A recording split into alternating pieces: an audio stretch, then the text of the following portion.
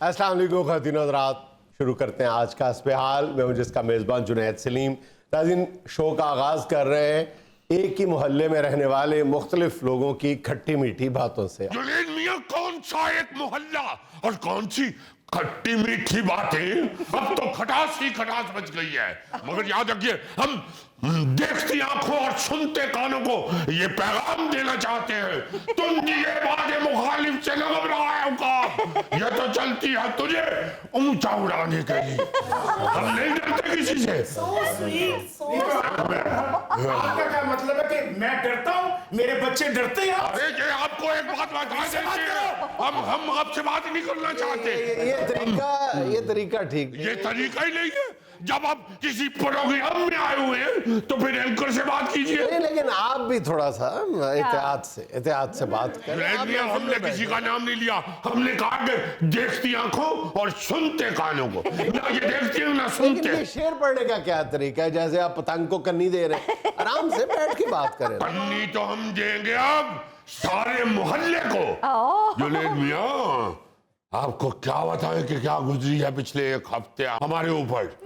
आप देखिए, ये 22 साल बाद आपकी भावज घूंघट निकालिए, घूंघट निकालिए। आपकी भावज के भाई हैदराबाद दक्कन से और बहुत बड़े नवाब चिलमन। नवाब चिलमन? जी हाँ, नवाब चिलमन। माशाल्लाह, वैसे तो उनकी अपनी आज भी हैदराबाद दक्कन में हवेली भी है और अपना जाती किला भी है, खानदानी। जी हाँ, मगर आजकल दुबई में होती है जुनैद मियां, वहां पे बहुत बड़ी फैक्ट्री है और माशाल्लाह सबसे अहम जिम्मेदारी इन्हीं की है। बुर्ज अल खलीफा को सहारा दे के खड़े हुए हैं वो। अच्छा, अरे नहीं भाई, आप तो मजाक में पड़ गए। आपको बताएंगे, आपको भी कभी आ जाएगी। नहीं, मतलब है कि दुबई में आम जिम्मेदारी है किसी फैक्ट्री वगैरह में। अरे भाई, दुबई की सबसे बड़ी जो एल्यूमिनियम की फैक्ट्री है ना, जो एल्यूमिनियम की खिड़कियां दरवाजे बनाते हैं, वहां पे माशाल्लाह पिघले हुए एल्यूमिनियम को कटोरे में भर के डाई में डालते हैं। जबरदस्त। फिर तो नवाब साहब उस फैक्ट्री की रीढ़ की हड्डी है। नहीं, रीढ़ की हड्डी नहीं है, पूरे इंसान है। देखे नाम के चिलमन और बनाना खिड़कियां। वाह। और जुनैद मियां, क्या बदनसीबी है कि 22 साल बाद वो अपनी बहनों को मिलने के लिए पाकिस्तान आए। और उन्होंने सरप्राइज दिया हमें। अच्छा। उन्होंने बताया नहीं, वो आ गए पूछते बुझाते। उनको मालूम था कि हमारे बहनोई साहब जो हैं वो माशाल्लाह मशहूर व मारूफ शख्सियत है। उन्होंने पूछना शुरू कर दिया रेलवे स्टेशन से उतर के कि लतीफी स्ट्रीट कहाँ है। तो अल्लाह का शुक्र है पहुंच गए लतीफी स्ट्रीट में, बाइज्जत तरीके से पहुंचे। मगर ये बेइज्जत आदमी उनको वहां मिल गए। इनसे पूछा उन्होंने कि भाई लतीफी मियां का घर कौन सा है। तो क्या आगे से कहने लगे, मौसू कहने लगे, वो तो आप लेट हो गए, वो तो 1.5 साल हो गए आप इधर गए हुए हैं, वफात पा चुके हैं। और देखिए क्या बदबख्ती है। उन्होंने कहा भाई 5 दिन पहले तो हमारी उनसे खुद टेलीफोन पे बात हुई है। तो चालाक आदमी ने किस तरह पांसा पलटा, कहने लगे कि असल में वो कल ही फ्रॉड के केस में जेल हो गए। तो इसमें गलत क्या है जुनैद साहब? अभी पिछले दिनों बेनजीर इनकम सपोर्ट में जो जाली फोन नहीं आते, उस केस में बॉस अंदर हो गए थे। अबे ओ बदबख्त, वो भी अगर हमारी तरफ उंगली उठी तो सिर्फ इसकी वजह से। जुनैद मियां किसी को फोन करके कहती है कि हम आपको बेनजीर इनकम सपोर्ट प्रोग्राम वाले पैसे पहुंचा देंगे। उन्होंने कहा आप कौन बोल रहे हैं? तो कह रहे हैं लतीफी मियां बोल रहा हूँ, लतीफी स्ट्रीट से। तो पुलिस पहुंच गई हमारे यहाँ, हमें उठा के ले गई, भगाया, कुछ मत लाए। वो तो जब उन्होंने उधर जाके तो छानबीन की टेलीफोन कंपनी के थ्रू, तो फिर इन्हीं का नंबर निकला, पूछिए इनसे। अब देखिए ना, लतीफी स्ट्रीट में जाके लतीफी साहब के घर का पूछना तो ऐसे ही है ना जैसे बनी गल्ला में जाके इमरान खान के घर का पूछना। बिल्कुल सही। अरे भाई, बनीगाला में तो और भी बड़े बड़े लोग रहते हैं, मगर इनकी गली में तो सिर्फ लतीफी मियां ही रहते हैं। अल्लाह के वजह से इनको सब जानते हैं। अच्छा, वो आपके बरादर निस्बती नवाब चिलमन अली खान साहब कहाँ तक पहुंचे? हाँ, नवाब चिलमन, जब उन्होंने इनसे कहा कि भाई क्या आप बकवास फरमा रहे हैं, हमारे वो बहनोई है, तो फौरी तौर पे अब हमारा पीछा छोड़ के तो उनके पीछे बढ़ गए। बहन से मिलने के लिए आ रहे थे, तो जाहिर है इतनी देर बाद आ रहे थे, तो उन्होंने कुछ तोहफे तो आए तो साथ लेके आने थे। तो नवाब साहब के हाथ में माशाल्लाह फ्रूट का भरा हुआ एक शॉपर था। अच्छा वो शॉपर के अंदर 2 केले, एक माशाल्लाह किन्नू और एक नाशपाती और 2 खजूरें थी। अच्छा, तो क्या बकवास करने लगे, कहने लगे आप कहीं कुलों से तशरीफ लाए। उन्होंने कहा कि भाई क्या कर रहे हैं, हम अपनी बहन के घर जा रहे हैं, तो क्या हम कुछ फ्रूट का क्रेट साथ नहीं लेके जाएं? ये कह रहे हैं कि एक आड़ू भी था और वो आधा गला हुआ था, जिस जगह से गला हुआ था वहां पे उन्होंने टेप लगाई हुई थी। ये देखिए देखिए जरा देखिए, क्या बेहूदगी है। वो क्या आड़ू 12 वोल्ट का था जिस पर टेप लगानी पड़ गई। तो जुनैद मियां अल्लाह अल्लाह करके जब नवाब साहब हमारे यहाँ तशरीफ ले आए तो हमने फौरी तौर पे सेहन में उनके लिए दस्तरखान बिछाया। नवाब साहब के लिए बिछाया है, आपके लिए नहीं। बट भाई हर एक के दस्तरखान के लिए आहा हा नहीं कर देते। इनकी तो बेडशीट का जो डिजाइन है ना वो भी दस्तरखान जैसा। जुनैद मियां जब नवाब साहब दस्तरखान पे तशरीफ फरमा हुए और उन्होंने अभी रोटी के ऊपर अचार की पहली काशी रखी थी। So sweet. अचार स्वीट नहीं होता, खट्टा होता है। नहीं तो आपने क्या मेजबानी की, हैदराबाद दक्कन में जागीरों के मालिक, और आपने उनको रोटी पे अचार रख दिया। अरे नवाबों के खाने का यही अंदाज होता है। अच्छा। नवाब साहब तो अपने शाही दस्तरखान में भी सबसे पहले बैठते अचार ढूंढते हैं। अच्छा तो जुनैद मियां भी नवाब साहब ने खाना नोश फरमाने के लिए भी पहला नवाला ही तोड़ा था कि मोहल्ले के सबसे बेहुदा घर से इंतहाई बेहुदा आवाजें आनी शुरू हो गई। नवाब साहब ने फौरी तौर पे नवाला लिए लगाए, चपाती दस्तरखान में रख दी और उठ खड़े हुए। फौरी तौर पे अपना शाही शापर उठाया अच्छा, और हमें अपना फैसला सुना दिया कि हम यहाँ 1 मिनट के लिए नहीं ठहरे। आवाजें क्या आना शुरू हो गई थी? अरे गाली गलौज करते हैं ये अपने घर के अंदर, आपको क्या मालूम। हम जो नवाब लोग होते हैं वो तो ओए तोए मुश्किल से सुनते हैं, गाली सुन के तो वो मरने वाले हो जाते हैं। गालियां दे रहे थे। अरे ये गाली से क्या कम है। आप देखिए तो कि लतीफी स्ट्रीट के एक घर के अंदर यानी नवाब चिलमन लखनवी तबीयत के हामिल और लखनवी मिजाज के एक शख्स जो सारी जिंदगी माशाल्लाह ऐसी खूबसूरत और लतीफ अंदाज में गुजारी हो, जिन्होंने एक कतरा उबलते हुए एल्युमिनियम का बाहर ना गिरने दिया हो। आप देखिए तो वो बैठे हो मोहल्ले के अंदर और दूसरी तरफ से ऊंची आवाज में टेप रिकॉर्डर के ऊपर गाना चल रहा हो, वेनेडी आ जालिमा वे। मौसूफ नवाब साहब तो फौरी तौर पे खड़े हो गए। उन्होंने कहा भाई जहां पे ऐसे जालिम लोग रह रहे हैं जिनको औरत कह रही है कि नेड़िया, तो हम तो बिल्कुल यहाँ पे नेड़े नहीं रह सकते। ये बेहूदगी सुनते ही नवाब चिलमन ने फौरी तौर पे नवाला हाथ से नीचे रखा और अपना शाही शापर उठाया जिसमें उनकी वो काम वाली पोशाक थी, डांगरी डांगरी। जी हाँ, वो साथ लेके फिरते हैं कि पता नहीं ना जाने किस वक्त फैक्ट्री से फोन आ जाए कि बॉडी पहुंची है नवाब साहब। तो जुनैद मियां वो चले गए, फौरी तौर पे चले गए और मुंतकिल हो गए लाहौर रेलवे स्टेशन के सामने जिम्मेदार होटल में जाके उन्होंने एक चारपाई ले ली। वाह वाह, जो होटल स्टेशन के सामने हो वो क्या होटल आईसीयू में होगा? वहाँ शोर शराबा नहीं होगा? मियां देखिए, इनको मना कर लीजिए, नवाब चिलमन को इन्होंने आईसीयू में शिफ्ट करवा दिया है, हम बर्दाश्त नहीं करेंगे। ऐसे भी हम पूरे अहालियान पाकिस्तान के लिए उनके बरादर निस्बती की यहाँ पे आमद ही बहुत बड़ा एजाज है। बहुत। आप क्या बात कर रहे हैं? इस बेहूदगी पे अब एक लखनऊ मिजाज का आदमी कैसे नहीं गुस्सा करेगा। नहीं, इस पर इंडो पाक का मीडिया शोर उठा देगा। उठाना चाहिए। आप हमारा साथ दे रही है ये चीज़ा लेके। नहीं, मैं आपका साथ दे रहा बहुत हूँ। शुक्रिया, बहुत शुक्रिया आपका, बहुत शुक्रिया। देखिए मेरे भाई को माशाल्लाह बीवी साहब, मूवमेंट आपकी बाबर आजम वाली है। देखिए बाबर मियाँ, ये तो हो नहीं सकता कि हम मेहमान नवाजी में इतनी बेहूदगी बर्दाश्त कर जाएं। जब हमारे यहाँ मेहमान आते हैं तो हम तो फौरी तौर पे खुद भले फर्श में लेटे उनको हम ऊपर ले जाते। अल्लाह के फजल से हम दोनों मियाँ बीवी बेशक खुद छाछ के साथ रोटी खा ले, मगर हम मेहमान को दस्तरखान पे अचार जरूर मुहैया करते हैं। स्वीट स्वीट नहीं होता अचार। मेरा ख्याल है भट्ट मियाँ जो है वो आपके लिए खाना छोड़ते नहीं, इसलिए आपको जायकों का पता नहीं है। लतीफी साहब, वो नवाब चिलमन साहब कितने दिन के लिए आए? अरे भाई, कसद तो उन्होंने हमारे यहाँ 2 हफ्ते कयाम का किया था, मगर जब वो दुबई से निकलती है तो दुबई पीछे से बंद हो जाता है।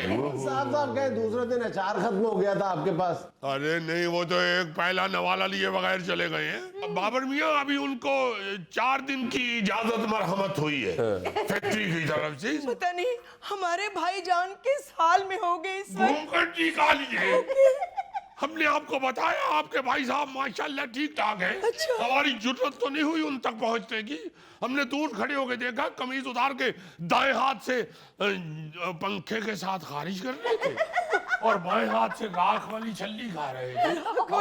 अच्छा, पंखे के साथ खारिज कर रहे थे कमर पे नवाब साहब। मेरा ख्याल आप कच्ची आबादी के नवाब हैं। ये देखिए जुलैन मियां, ये देखिए, सब मिल गए हैं। एक लखनवी तबीयत का और लखनवी मिजाज का नवाब इधर आके तो खज्जल खराब हो रहा है और ये मजाक कर रहे हैं। हाय हाय, आप टेंशन न लें लतीफी भाई, यहाँ बड़े बड़े हीरे रुल गए। बात तो आपकी ठीक है, मगर आपने जो हीरे पे अपनी तरफ इशारा किया है, इस पे हमें दुख हुआ है। नहीं यार, वैसे देखिए चुगताई साहब, मोहल्ले में जो मेहमान आता है एक तरह से वो सबका मुश्तरका मेहमान होता है। ये तो हमारी अक़दार है, हमारी मशरक़ी रिवायात का हिस्सा है यार। जी हाँ, ख्याल करना चाहिए। बिल्कुल। और इन्होंने हमारे मेहमानों के लिए इस तरह का रवैया रखा है। अब हम भी यहाँ ऐलान किए देते हैं कि हम भी जब इनके घर मेहमान आएंगे कम नहीं करेंगे, क्योंकि हमने कह दिया था प्रोग्राम के शुरू से ही, तुम ये बात है मुखालिफ से न घबराए होगा। ये धमकी ना दें, उनके घर जो मेहमान आते हैं ना मफरूर इश्तेहारी आते हैं, ये सोच लें। तो हमने तो गुस्से में ही कहा है। हाँ, तो बस देख के धमकी दिया करें ना। नहीं, यहाँ में लेना एक छोटा सा वक्फा, हमारे साथ रहिए। बड़े शहरों में एक मखसूस हमारी क्लास में ये स्वांजना या मोरिंगा जो है ये इतना पॉपुलर हो गया है कि मेरा ख्याल है कि 300-400 रुपए किलो फरोख्त होता है।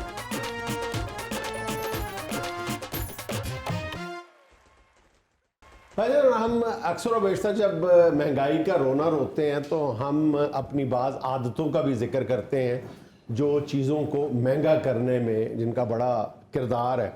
और आजकल भी देख लें, एक बार फिर जब महंगाई का शुरू हो गया है तो सब्जियों की कीमतें भी आसमान को टच कर रही हैं। जी, मटर मेरा ख्याल 400 रुपए किलो से तजावज कर गए। और प्याज जो है वो कोई 150-200 रुपए।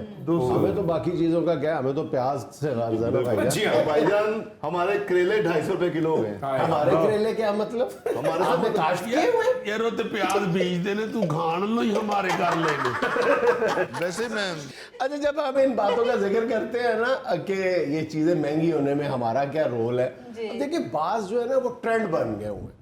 अब कुछ अरसा पहले तक पाकिस्तान में सस्ती तरीन सब्जी सबसे कम अहमियत की हामिल जो हुआ करती थी, बिल्कुल उसकी वही वैल्यू होती थी जो मिठाई के डब्बे में मेसू की नहीं होती, जिसमें हम अक्सर बात करते हैं कि सारी मिठाई खत्म हो जाती है और एक अकेला मेसू का टुकड़ा जो है बिल्कुल आखिर में 7 महीने तक तन्हाई का शिकार रहता है। हाँ, आखिर वो कीड़ियों का रिस्क बनता है। मेसू पता नहीं डालते क्यों है, मेसू उसका वजन बढ़ाने के लिए। जिन लोगों को मेसू पसंद है ना। अच्छा, मैंने नहीं कभी मेसू, पहले मैंने आज तक नहीं देखा मेसू पहले उठाते हुए, किसी को नहीं देखा। हाँ, जो 7 महीने पुराना डब्बे में पड़ा हुआ है वो कीड़ियों की बजाय एक बंदे को खाते देखा गया और कीड़ियों समेत खाते देखा। नहीं यार, मेसू जो अच्छा बना हुआ हो तो मेसू तो सबसे अच्छी। अच्छा भाई, नहीं सॉरी, मैं बात करने लगा था सब्जियों में। कुछ अर्सा पहले जिसका मैं जिक्र कर रहा हूं ना, उसको कहते थे मारू कद्दू। वो नाम से ही अंदाजा हो जाता है कि उसको माड़ू कद्दू कहते थे। माड़ू से मतलब माड़ी सी सब्जी, कद्दू की वो किस्म जो लंबी सी तोरी की तरह होती थी, जैसे खीरा होता है खीरे, वैसे। उसकी शक्ल खीरे जैसी होती थी। बिल्कुल। वो सब्जी वाले के पास से शाम तक पड़ा रहता था, जितना वो लाता था एक आधी को बिकता था। और अब वही जो बेचारा माड़ू कद्दू था, जब उसने अपना नाम तब्दील किया, या हमें पता चला कि इसका असल नाम पूरी दुनिया में जुकीनी है और ये तो बड़ी जबरदस्त मॉडर्न किस्म की सब्जी है, तो पाकिस्तान के बड़े शहरों में तो बां हो गई। अच्छा जी। अब वो 400 रुपए केजी तक बिकती है। वही माड़ू कद्दू जो है, जो 10 रुपए केजी लेने के लिए कोई तैयार नहीं था, शाम तक पड़ा रहता था। अब वो सुबह सबसे पहले बिकता है, बल्कि आम सब्जी वालों बेचारों के तो वो नसीब में भी नहीं होता कि वो टोकरे में रखें। सर वो माड़ू कद्दू है या कद्दू माड़ू वाला है? नहीं, वो माड़ू कद्दू ही है। अब लोगों को पता चला है कि वो जुकीनी है। और जो आप स्टेक मुख्तलिफ खाते हैं, तो साथ जो सॉटे की हुई सब्जियां होती हैं ना, जी जी, वो जो सब्जियों में सबसे नुमाया जो आपको लगता है, आप उसको खीरा समझते हैं या कद्दू समझते हैं, जी जी, वो जुकीनी होती है। अच्छा। और वो अब उसकी काश्त जो है वो बड़े कंट्रोल्ड शेड में की जाती है, ठीक है। और लोग उससे 5 स्टार होटल्स को सब्जियां सप्लाई करते हैं। उसमें बड़ी इंपॉर्टेंट आइटम है जुकीनी। जुकीनी रास आ गया नाम इसको। हाँ, अब नाम उसने बदला है अपना, जैसे मिस्सी रोटी ने अपना नाम बदल के पिज़्ज़ा रखा था, तो चढ़ गया ना, हिट हो गया। भाईजान, इसीलिए तो मैं आपसे कहता हूँ कि आप अपना नाम नवाज अंजुम से बदल के दिलजीत दोसांझ रख लें, फिर देखें हम कैसे हिट होते हैं, स्टेडियम भर जाएंगे। ठीक है, ठीक। अच्छा सर जी, ये जो माड़ू कद्दू है, ये किन इलाकों में ज्यादा पाया जाता है? जब इसकी किस्मत माड़ी थी ना, उस वक्त तो सिर्फ ये केपी में, सवात के इलाकों में सिर्फ 2-3 महीनों के लिए इसकी काश्त होती थी। लेकिन अब जब से ये हिट हुआ है ना, इसके नखरे भी बढ़ गए, तो अब तो ये शहरों के करीब, लाहौर में, कसूर, शेखुपुरा, उकाड़ा, इधर कंट्रोल्ड शेड में जब ये इसको उगाया जाता है इसको, तो फिर तो ये अब पूरा साल ही मिलता है। बाबूजी, ये हिट कैसे ना हो, ये जिगर के लिए बहुत अच्छा है। भाईजान, जिगर के लिए पहले भी बहुत अच्छा था, जब ये 10 रुपए किलो था। अब ये 400 रुपए किलो हो गया, तो जिगर के लिए अच्छा हो गया। ये पहले भी बहुत अच्छा था। मैं ये अर्ज कर रहा हूँ कि हम लोग जो है वो भेड़ चाल का शिकार है, हम उसके पीछे भागते हैं। ये इसी तरह आपको याद होगा कि कुछ अर्सा पहले तक स्वांजना जो है, इसका नाम तक बड़े शहरों में रहने वालों को पता तक नहीं था, जबकि जनूबी पंजाब में ये एक बड़ी पॉपुलर सब्जी हुआ करती थी। और फिर देखते ही देखते अब पूरे पाकिस्तान में स्वांजना हो गया। अब सोशल मीडिया की बदौलत खासतौर पे बड़े शहरों में एक मखसूस हमारी क्लास में ये स्वांजना या मुरिंगा जो है, ये इतना पॉपुलर हो गया है कि मेरा ख्याल है कि 300-400 रुपए किलो फरोख्त होता है। सर, इसका गुनाह भी आपके सर जाता है। हाँ, वो जब हमने अपने प्रोग्राम में बार बार इसका जिक्र किया था कि इसके फायदे इतने हैं, तो फिर लामाला इसकी काश्त में भी इजाफा हो गया। लेकिन इसकी काश्त में दिन ब दिन इजाफा होने के बावजूद इसकी डिमांड पूरी नहीं हो रही। इसका खुश्क पाउडर बना के कम से कम पाकिस्तान में 10-12 कंपनीज ऐसी हैं जो एक्सपोर्ट कर रही हैं, मुरिंगा पाउडर एक्सपोर्ट कर रही हैं, और उसके फायदे तो हम कई दफा गिनवा चुके हैं। लेकिन कुछ अर्सा पहले तक स्वांजना बेचारा, उसका जो पौधा या दरख्त होता था, वो जनूबी पंजाब में अकेला पड़ा होता था, ना पता होता था, वही या बकरियां खाती थी, भैंसे खाती थी, या गरीब लोग खाते थे। बाबूजी, ये मिक्स अचार में भी हमेशा से डलता आ रहा है। लेकिन कुछ अर्सा पहले तक लोगों को मिक्स अचार में पता नहीं होता था कि ये जो सफेद मूली नुमा चीज है, ये स्वांजना है। ये चीज मैं क्या है? खाता था ना, तो मैं ये सोचता रहता ये क्या है। और आपको इसलिए भी गौर से देखते थे कि वो व्हाइट कलर क्या होता है, तो आप वैसे ही आंखें फाड़ के सर देखते वो थे। तो तेल में वाइट हो जाती ना। अच्छा, तो फिर आप भी ट्राई करें। मैं ऐसे कह रहा हूँ, बड़ा मजेदार होता है स्वांजना तेल में। आप अपना सेगमेंट करें, आप जुगते कर रहे हैं। अच्छा, बाबूजी, कचनार के बारे में भी कुछ बताएं। हाँ, कचनार भी देखो ना, कचनार एक वक्त होता था कि कमों में आपको मुफ्त में मिल जाती थी। लेकिन अब जब लोगों को पता चलता है कि यार ये तो एक बड़ी लजीज सब्जी है, और ये गोश्त का टेस्ट आता है, कीमे के साथ भी बनाते हैं, गोश्त के साथ भी बनाते हैं। अब वो जब कचनार का एक छोटा सा सीजन आता है, उसमें कचनार बड़े महंगे दामों में फरोख्त होती है। असल में ये फूल की कली है ना जी, फूल तो की। वो जो फूल बन जाए तो फिर वो पकाने जोगी नहीं रहता। इसलिए उसकी एक छोटी सी मुद्दत है, जितनी देर वो कली है, उसे उधर ही तोड़ लें तो तोड़ लें, फूल बन गई तो गई। बिल्कुल ऐसे तरह जिस तरह बच्चा बड़ा हो जाते फिर नहीं चंगा लगता। अच्छा, इसी तरह जनूबी पंजाब में एक और सब्जी है, लुनक उसको कहते हैं। अच्छा, वहां पे इसको लुनक कहा जाता है जी। लेकिन हम यहाँ पे जो सेंट्रल पंजाब के लोग हैं वो उसको कुल्फा कहते हैं, खास तौर पे कुल्फे वाला साग। ये आप यूं समझ लें कि जो मेथी के पत्ते हैं उनको मोटा कर दें, जी, कुल्फा भी पकाया जाता है। पीलक का साग, साग भी बहुत तरह के साग को हैं। 14-15 किस्में हैं, हम उसका जिक्र भी एक प्रोग्राम में कर चुके हैं कि वो असल में साग में जो एडिशनल चीज डाली जाती है फिर उसको कहा जाता है कि ये फलां का साग है, फलां का साग है।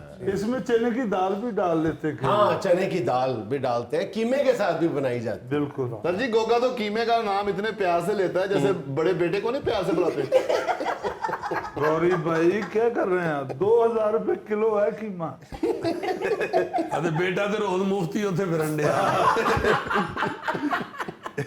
अच्छा, इसी तरह कुछ अर्सा पहले तक जो बेर है वो आपको मुफ्त में मिल जाता है। जी हाँ जी। और गांव से आते हुए जो सड़कें गांव और शहर को मिलाती थी वहां पे अक्सर मिलता था, लेकिन जब से इस बेर ने मुख्तलिफ अकसाम का रूप धार के, छोटा बेर, बड़ा बेर, गोल बेर, ठीक है, लाल बेर, चिट्टा बेर, सब्ज बेर, को 18 किस्म की ये बेरियां हमारे यहाँ मिलती हैं। जब से वो शहरों में आए तो ये 100-150 रुपए किलो को टच करने लगे। इससे पहले ये ऑलमोस्ट फ्री होता था, मतलब जो बंदा चाहता था वो बेर के नीचे खड़ा होके हिला के बेरी को वो फेंक लेता था, वो फ्री ले जाता था। लेकिन अब बेर कीमतन मिलता है।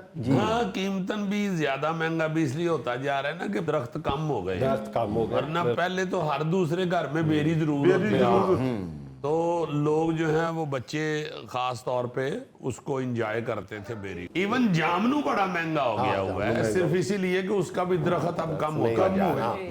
वो थोड़ी देर के लिए आते हैं जामनू, और जितने को आते हैं फिर वो महंगे बिकते हैं। अच्छा, कुछ फल भी ऐसे हैं जो आज से कुछ अरसा पहले तक बहुत महंगे हुआ करते थे, यानी उल्टा मामला, कुछ अरसा पहले तक महंगे होते थे अब सस्ते हो गए।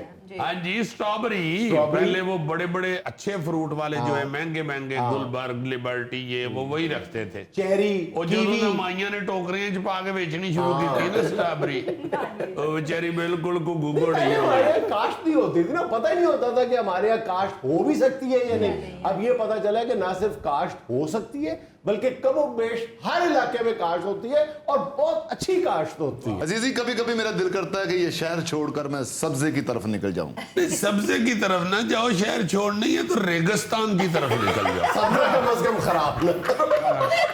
सब्जे को सब्जी रहने दो यार। मतलब शहर छड़ के चल इन्हां दे सान करके ते पिंडां वालियां दा नुकसान ना कर। अच्छा, एक और चीज भी पहले वाले मामले में चले जाते हैं, जो पहले सस्ती होती थी अब शहरों में आगे महंगी होगी, शतूत। शतूत भी पहले मुफ्त में मिल जाया करते थे और घरों में भी लगे होते थे। अब शतूत जो है वो आपको पैसे पे करने पड़ते हैं, तो 300-400 रुपए केजी तक मिलता है। सब तो सस्ता फ्रूट शतूत हुंदा सी।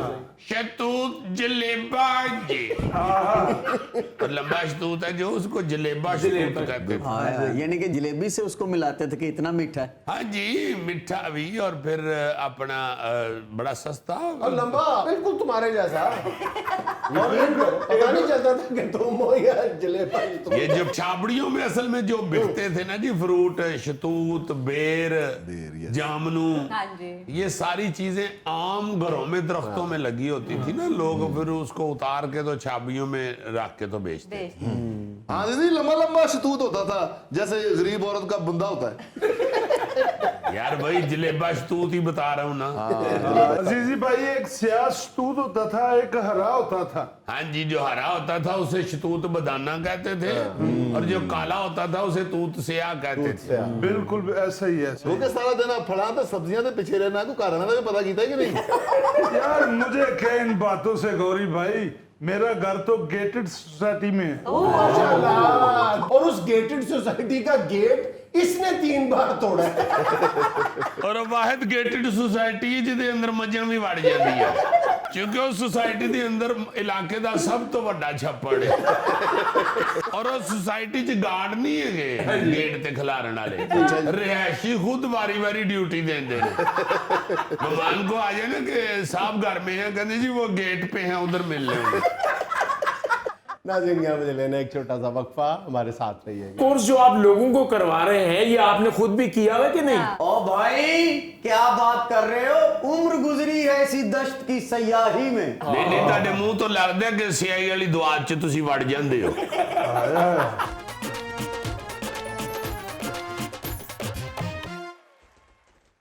नाज़रीन, वतन अजीज में यूट्यूब और दीगर सोशल मीडिया चैनल्स पे लाखों नौजवानों को ऑनलाइन कोर्सेज के नाम पे बेवकूफ़ बनाया जा रहा है। इस धंधे के टैक्टिक्स क्या हैं, इस पर बात करने के लिए आज हस्बे हाल के कटहरे में खड़ा है ऐसे ही कोर्सेज करवाने वाला एक नौजवान। जी क्या हाल है बड़े भाई, ठीक हैं आप? अल्लाह का शुक्र। आप तो सबको ही बड़ा भाई कहते होंगे। खुश अखलाकी तो इन पे खत्म है ना, खुश अखलाकी के जरिए फंसाते हैं ये। खुश इखलाकी के अलावा फिजिकली भी ये सबसे छोटे ही लगते हाँ हैं। जी, अच्छा जी, ये क्या काम करती है जी? भाईजान, ये क्या काम करते हैं ये तो मैं बाद में बताता हूँ, पहले ये देख लें कि ये कैसे काम करते हैं। ये काम तो ज्यादा यही लगता है कि मुंह ना टायर चुके लिखे चले गए।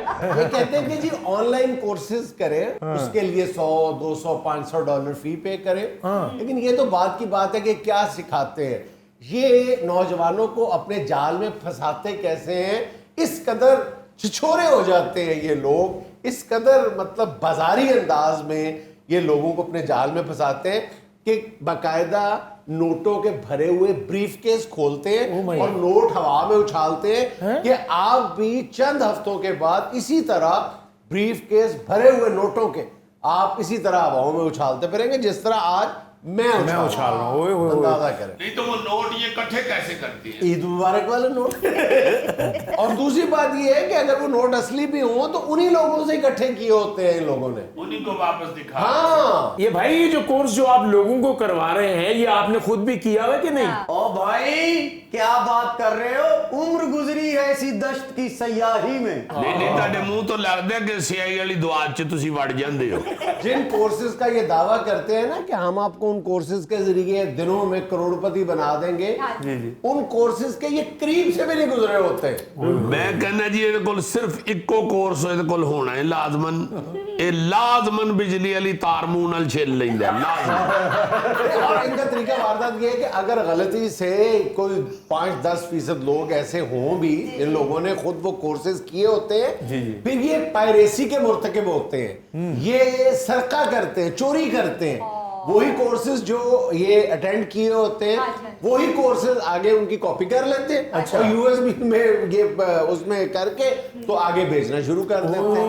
इन्होंने खुद एक कोर्स किया होता है, आगे ये हजारों लोगों को उसी बुनियाद पे यूएसबी जो है वो बेचना शुरू कर देते हैं। नहीं वैसे मैंने सुना है कि कोर्स इसने चंद किए हुए हैं। गरी ਦਾ ਜਿਹੜਾ ਖੋਪਾ ਹੁੰਦਾ ਹੈ ਨਾ ਜੀ, ਉਹਦਾ ਪਾਣੀ ਕੱਢਣ ਵਾਸਤੇ 3 ਮੋਰੀਆਂ ਨਹੀਂ ਜਿਹੜੀਆਂ ਕਰੀ ਦੀਆਂ, ਉਹਦਾ ਇਹਨੇ ਕੋਰਸ ਕੀਤਾ ਹੈ। भाईजान ने डांस अकेडमी का भी कोर्स किया है। ਨਹੀਂ ਇਹ ਤੁਸੀਂ ਫਜ਼ੂਲ ਗੱਲ ਕੀਤੀ ਹੈ। ਡਾਂਸ ਦਾ ਕੋਰਸ ਕਰਨ ਦੀ ਇਹਨੂੰ ਜ਼ਰੂਰਤ ਨਹੀਂ, ਕਿਉਂਕਿ ਇਹਨੂੰ ਡਾਂਸ ਕਰਾਉਣ ਵਾਸਤੇ ਕੋਈ ਹੋਰ ਹੀ ਇੰਜਨ ਕਰੇ ਤੇ ਕਰਦਾ। ओ मुंह से बिजली की तार छीन लेना, खोपे वाली गिरी में मोरियां करना। देखो जरा जुगते सही हो रही कि नहीं? सही, परफेक्ट। अच्छा सर, ये एक और हरकत करते हैं कि जिन कोर्सेज का ये थंबनेल पर दावा करते हैं प्रैक्टिकली उनका कोई ताल्लुक ही नहीं होता उन कोर्सेज का। बताओ, बस हमने मिसलीडिंग बनाते हो यार। ओ भाईजान आप मेरी हर बात में से तो नुक्स निकालते रहते हैं, बस रहे गरीब के गरीब, ना मेरी बातों पे अमल करें और ना लखपति होंगे आप। हम बिल्कुल ये नहीं कह रहे कि तुम काम छोड़ दो, लेकिन काम जो है वो सच्चाई के साथ करो ना, नौजवानों को सही अंदाज में गाइड करो। जो तुम्हें काम आता है सिर्फ उसका बताओ ना। तो ज्यादा इश्तिहार जे जी फ्यूज बल्ब मैं ठीक कराऊंगा और लोगों को अमीर करी जा रहे हैं। अब्बा तेरा साइकिल के उत्ते सिरके वाला अचार भेजदा। मिस्टर पर्सनल अटैक नहीं करते, बड़े गोश्त की दुकान के बाहर आप जैसा फिफरा उन्होंने लटकाया होता है। और तेरे नाल दी तिली नाल लमक रही हुंदी। यार किसी दी जुगत सुनी दी भी है, गुस्सा नहीं कर जाइदा। ओदी जुगत नाल जरूर लमकने तुम। यार मेरी बात सुनो, मुलजिम कटहरे में खड़ा है, आप झुकते कह रहे हैं। हाँ सॉरी। अच्छा, एक और इल्जाम तुम लोगों पे ये है कि आप लोगों को अपने जाल में फंसाने के लिए पहले ये दावा करते हैं फ्री ऑनलाइन कोर्स। अच्छा, ठीक है। जब लोग अप्लाई कर देते हैं, आपको अप्रोच करते हैं, फिर आहिस्ता आहिस्ता आप जो है अपना मुंह खोलते हैं मगरमच्छ की तरह। $100 से शुरू होकर $1000 तक जाते हैं। भाईजान मैंने प्रोफेशनल्स की टीम रखी हुई है जो हर वक्त पूरी दुनिया के साथ राब्ते में रहती है। हालांकि दाता साहब के सामने पिंजरा खोल के तुम जैसी पूरी टीम उड़ाने के पैसे लेते हैं। क्या बातें कर रहे हैं आप? मेरे कमरे का दरवाजा खोले, आपको हर मुल्क की करेंसी नजर आएगी। डॉलर, पाउंड, यूरो, लीरा, दिरहम, दिनार, आपको हर चीज की तिजोरियां भरी हुई स्मगलिंग हैं। करते हो तो एक और हरकत ये करते हैं कि ये जिन कोर्सेज के $500 से लेके 1000 तक, बल्कि $5,000 तक लेते हैं ना, जी जी, ये लोग वही कोर्सेज जो है सिंपल गूगल पे फ्री पड़े हुए हैं, ये वहां से डाउनलोड करके बेच रहे हो। भाईजान ऐसे बातें बनी हुई हैं, आप करके दिखाएं, आप करके दिखाएं, आप क्यों नहीं ये कर देते? गोगे नु करके वहा यार, किसी दिन गूगल दे उत्ते बह जा, ओदे सारे प्रोग्राम आपे बाहर निकल आएंगे। मैंने इसे गूगल से बहुत कुछ डाउनलोड किया हुआ है। एक बार मैंने खुद देखा था, कहता है यार गूगल से खोल गया, चमचा किथे गए। ਉਹ ਜੋ ਕਰ ਰਹੇ ਆ ਨਾ ਬਾਊ ਜੀ ਠੀਕ ਕਰ ਰਹੇ ਆ, ਤੁਹਾਡੇ ਲੋਕਾਂ ਦੇ ਨਾਲ ਇੰਜ ਹੀ ਹੋਣਾ ਚਾਹੀਦਾ। गुस्सा करके ਯਾਰ ਤੁਸੀਂ ਗੋਗੇ ਨੂੰ ਈਜ਼ੀ ਲੈਂਦੇ ਹੋ, ਸਪੇਨ ਦੇ ਵਿੱਚ ਜਿਹੜਾ ਸਭ ਤੋਂ ਬਹੁਤੀ ਦੇਰ ਇਹਦੇ ਉੱਤੇ ਬਵੇ ਨਾ ਉਹਨੂੰ ਇਨਾਮ ਦਿੰਦੇ ਨੇ। अच्छा वैसे भाई साहब ऐसा नहीं है कि पाकिस्तान में जो लोग भी ऑनलाइन कोर्सेज करवा रहे हैं वो फ्रॉड ही कर रहे हैं जी। एक बड़ी तादाद है जो ऑनलाइन कोर्सेज करवा रही है और उन लोगों की बदौलत लाखों नौजवानों ने लाखों डॉलर्स वाकई कमाए हैं। वो लोग अपने पैरों पे खड़े हुए हैं, लेकिन इनकी तादाद भी कम नहीं है जो लोगों की मजबूरी का फायदा उठाती है। जी बिल्कुल सर। हाँ जी, हर काम के अंदर जो चल पड़े ना काम, फिर उस काम में फ्रॉडिये भी मिल जाते हैं। बिल्कुल। हालांकि इसको चाहिए कि अपनी सलाहियतों के मुताबिक कोई काम कर लो। तुम हकीम की दुकान पे मुलाजमत कर लो, तुम्हारे साथ वो बड़ी अच्छी बोतलें साफ कर सकता है। ਔਰ ਇਹਦੇ ਨਾਲ ਸੇਬ ਦਾ ਮੁਰੱਬਾ ਵੀ ਕੱਢਿਆ ਜਾ ਸਕਦਾ ਹੈ। वो तो खैर तुसी किसी शय नाल भी कढ लवोगे। नहीं, किसी भी ये फार्मास्यूटिकल कंपनी में अपनी चोंच से कैप्सूल भरने का काम भी कर सकता है। करें बातें भाई, करें बातें। रोएंगे एक दिन के दुनिया में कोई ऐसा बंदा आया था जिसने टेक्नोलॉजी को बूम दिया था। ला जी फिर बंदा हुंदा दावा कीता सी। थोड़ी सी खुदा खौफी कर लो, थोड़ी सी, ज्यादा नहीं, थोड़ी सी खुदा खौफी कर लो। जिस दिन तुम रोटी खाते हो उतनी कर लो। यार तुम लोग अगर लोगों की जेबों से नजर हटा के अपने पोटेंशियल पे जोर दो ना, तो ये इतनी बड़ी मार्केट है पाकिस्तान की, ई कॉमर्स की मार्केट, जो मेरा ख्याल दुनिया में इस वक्त 37वें नंबर की मार्केट है। 2021 में $5 अरब कमाया था इसी मार्केट ने पाकिस्तान के लिए। हमारी वजह से पाकिस्तान जिंदाबाद। दुनिया मुझे लेनी एक छोटी सी कमर्शियल ब्रेक, हमारे साथ रहिएगा। मुझे याद है कि हमारे बचपन में किसी के घर को बच्चा होना, या किसी के बच्चे ने पास होना, या किसी के बच्चे की सालगिरह होनी, या किसी की बच्चे की शादी होनी, तो जो तोहफे दिया करते थे ना, वो खास तौर पे ऐसे होते थे कि जो उनके काम आ जाए।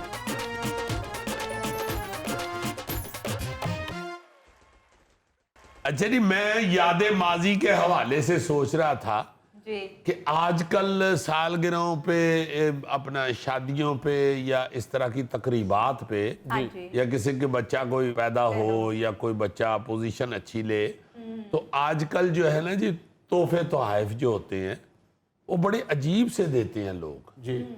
मुझे याद है कि हमारे बचपन में किसी के घर को बच्चा होना, या किसी के बच्चे ने पास होना, या किसी के बच्चे की सालगिरह होनी, या किसी की बच्चे की शादी होनी, तो जो तोहफे दिया करते थे ना, वो खास तौर पे ऐसे होते थे कि जो उनके काम आ जाए, बाकायदा काम आ जाए। बल्कि शादी पे तो ये होता था कि बड़े आराम से एक दूसरे से पूछ लेते थे कि यार आपने फ्रिज ले ली हुई है, वॉशिंग मशीन ले ली हुई है, डिजिटल फैन लिया है या नहीं। अपने बजट के मुताबिक उन रिश्तेदारों से या ताल्लुक वालों से, दोस्तों से पूछ लिया जाता था कि आपने बच्ची की जहेज में क्या चीज है जो अभी तक नहीं ली रह गई। बर्तन दे आते थे, वाटर सेट दे आए, डिनर सेट दे आए, या टी सेट दे आए, जो चीज अभी नहीं ली होती थी ना जी, ताकि वो तोहफा जो है वो बाकायदा काम आ जाए। ये नहीं था होता कि किसी के ऊपर सिर्फ एहसान ही चढ़ाना है या खाना पूरी करनी है। वो जाके बाकायदा वो तोहफा दिया जाता था जो अगले के काम आ जाए। बिल्कुल सही। इस तरह एक दूसरे की बहन भाइयों की मदद होती है। पैदा हुआ बच्चा तो उसके वो कपड़े जो वो उसे काम में आ जाएं, उसके इस्तेमाल में आ जाएं, या किसी का बच्चा जो है वो पास हुआ है तो बैग जो स्कूल बैग है, स्कूल का जो बस्ता है, उसके अंदर आने वाली कोई चीज दी जाती थी, बिल्कुल। या बच्चे को कोई ऐसी चीज दी जाती थी जो उसके काम आ जाए। अब वो नहीं है। अब हम लोग देखते हैं कि सालगिरह के ऊपर या कहीं जाते हैं ना जी लोग किसी तकरीब में, मतलब बुके एक ले गए हैं। अब बुके बहुत चलता है, जो जबकि वो बुके जो है वो घर भी नहीं लोग फिर लेके जाते, क्योंकि उसमें थोड़ी देर बाद कीड़े पड़ जाते हैं। और बुके वाले जो है वो एवें वही फुल चुक के ते किराए दियां वड्डियां दुकानां च वड़ के ना, तो उन्होंने वही 200-300 का बुका जो है ना वो 2000 से 5000 तक का कर दिया हुआ है। और फिर वो कहते हैं जी ये इम्पोर्टेड फूल है इम्पोर्टेड फूल, ठीक है। मगर मैं ये कहना चाहता हूं कि जो तोहफा देना चाहता है या जो किसी के घर जा रहा है वो 2-3-4-5 हजार का बुके लेने की बजाय, ये मॉडर्निज्म है ना जी, फूल देने जा रहे हैं। और गोरा जानता सी ना इंज बेचारा, गोरे को असी आजादी ले ली ओदी सकाफत चो नहीं निकल रहे, उत्थे ही फंसे हैं, लाते के साडी उत्थे ही फंसी।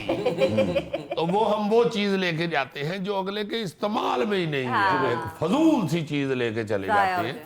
आप वही 2-3-4-5 हजार की कोई ऐसी चीज ले जाएं, चलो वो कम से कम उसके बच्चे ही खा लें। सर लिफाफे में डाल के नगद ही दे दें।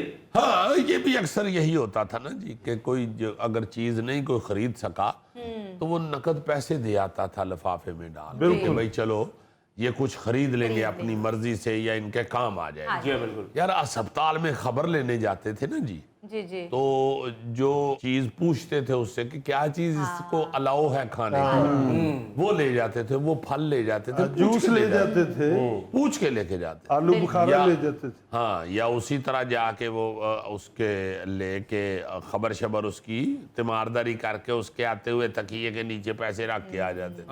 कई लोग उसके तकिए के नीचे से पैसे निकाल भी लाते।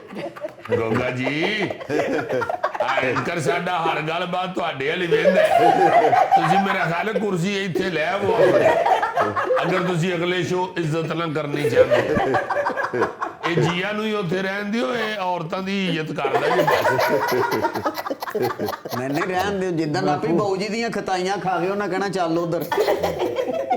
अब ये जो है ना जी, ये मिलना गिलना, एक दूसरे के साथ मिलना बरतना, ये भी हवाई सा और जाली सा हो गया हुआ है। कहना मैं ये चाहता हूँ कि जालीपन आ गया हुआ है, खाना पूरी हम करते हैं, हम एक दूसरे के साथ कंधा नहीं मिलाना चाहते, हम एक दूसरे का साथ नहीं देना चाहते, अब हम एक दूसरे को खुश नहीं करना चाहते, हम सिर्फ ऐसे ही खाना पूरी करके आ जाते। ये बहुत से ऐसे मसाइल हैं, सिर्फ तोहफे तो आए भी नहीं, और भी बहुत सी ऐसी चीजें हैं जहाँ पे आप अपने बहन भाइयों की सफेद पोशी में या इज्जत शर्म में एक दूसरे की हेल्प कर सकते हैं। वो आपको लाजमन उसी कल्चर में रहना चाहिए, दूसरों को देख के अपना कल्चर ना छोड़े। हमारा मुआशरा जो है वो गोरों वाला नहीं है, हमारे मुआशरे में गुर्बत बहुत ज्यादा है। दूसरे का मुंह लाल वे के अपना चपेड़ा मार के नहीं करना चाहिए, करने लेना चाहिए।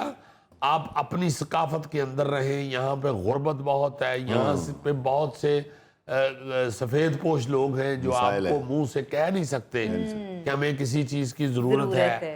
वो बच्चों की बच्चियों की शादी पे बहुत से लोग आपको ये बता ही नहीं सकते कि हमारे पास अभी फलां चीज कम है या फलां चीज की हमें जरूरत है। इस हवाले से मैं 2-4 दिन पहले कोई पोस्ट देख रहा था कि जी मर्ग के बाद रिश्तेदारों में और मोहल्ले वालों में ये लड़ाई होती है कि दोपहर का खाना मैंने देना है, वो कहता है रात का खाना मैंने देना है। तो वही लोग जो हैं वो बीमारी के दौरान उस बंदे से उन्होंने ये नहीं पूछा होता कि आपको किसी दवाई की जरूरत है या नहीं है। जी जी जी, मर्ग पे खाना देने के लिए बहस कर रहे हैं, जब वो जिंदा है उस वक्त उसका हाथ नहीं पकड़ा।